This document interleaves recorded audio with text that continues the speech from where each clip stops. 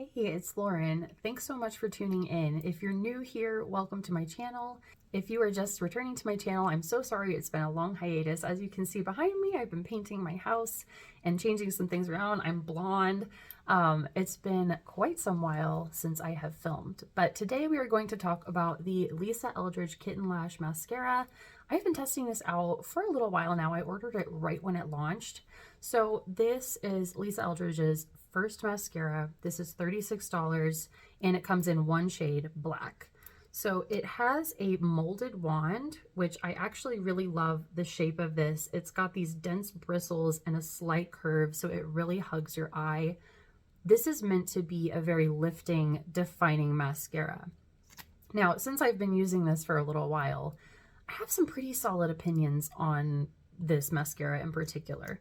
So first of all, I'm going to do a little comparison. One of the first things that I noticed with this mascara was the shade of black just seemed a little bit softer, more like a charcoal black. So I'm going to dot some of this on the back of my hand and put another mascara next to it so you can get a side-by-side comparison with something else that I already know that I love.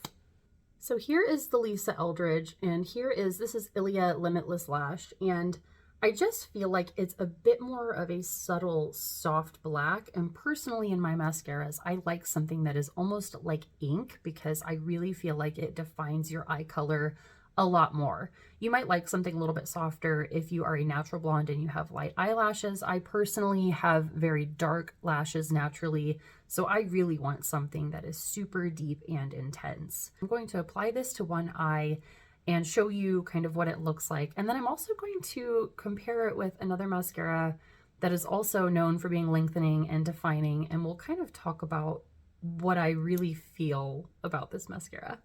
Again, I did not curl my lashes, so this gives you a pretty good idea of the lifting and curling capabilities of this mascara. What I like so much about this is that it goes on very smooth. It doesn't give me any clumping issues, and it really does live up to the claim of being lengthening, lifting, and defining. Also, this is not a tubing mascara, so you can definitely build this up if you want a more dramatic lash. All right, so there's one coat. It's a very beautiful mascara. You really can see that lift. On the other eye over here, I'm going to apply the Ilia Limitless Lash.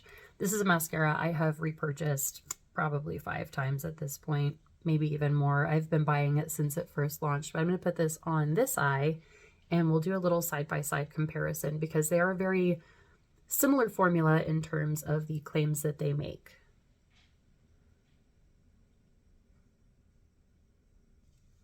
These are my stubborn lashes. I gave you my good eye for the Lisa Eldridge. Okay, so here is the Ilia on this side. Now, upon immediately looking at both of these, I think what you can tell is that this side is maybe a little more soft and feathery. This side's a little more bold. I also think this color of black is just a bit deeper, so it does give you a more impactful look. And I would say they're very similar in terms of the amount of lift that they give. In terms of application, I think that Lisa Eldridge brush feels a lot softer, whereas the Ilia feels more like a hard, almost comb. So if you're very sensitive to how that feels against your lash line, you might like the Lisa Eldridge better. Now, here's what I will say in terms of wear. I feel like this lift from the Lisa Eldridge does not last throughout the day.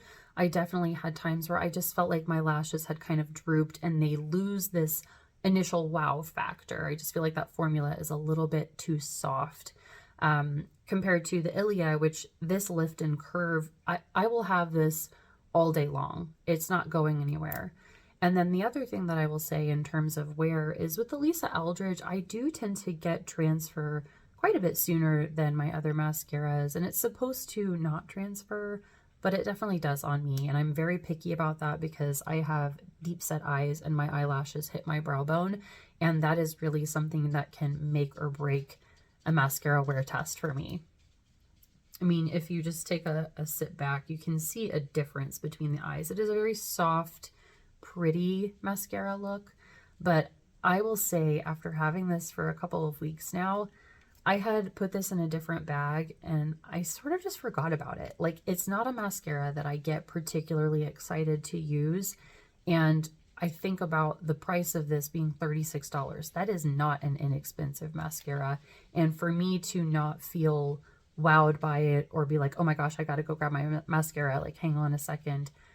I think that should tell you, I feel like it's overpriced for what it is. And I don't feel like the results are worth the cost, especially when you see a side by side comparing it to a similar mascara. So I hope this is a helpful review. If you enjoyed this, please make sure to give it a little thumbs up. Helps other people find my channel, and I hope to see you again soon. Bye.